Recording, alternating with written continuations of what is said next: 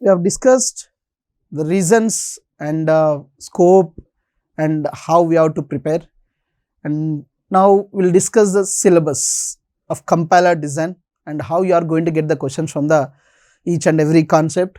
First, basics of compiler. See, you take the 30 years of gate, or you randomly download any gate paper, you can find at least one question from the basics of compiler.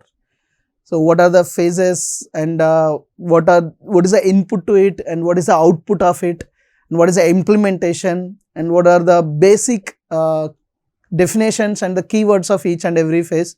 So every year there must be at least one question from the basics of compiler. Every year, at least one question.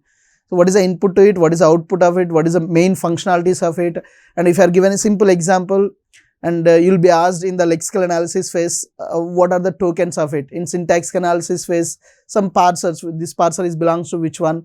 So like that, if you go with the basics of the compiler also, and not only in the TOC or not only in the CD, whatever the subject you take it, you must go through with the basics of that concept.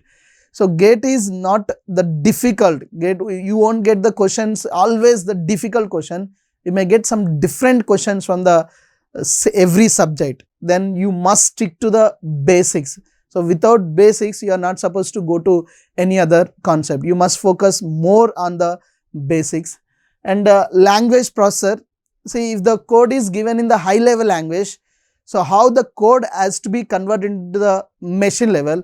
So there are some steps in it. So first the pre-processing, then followed by the compiler, followed by the assembler, followed by the linker, loader.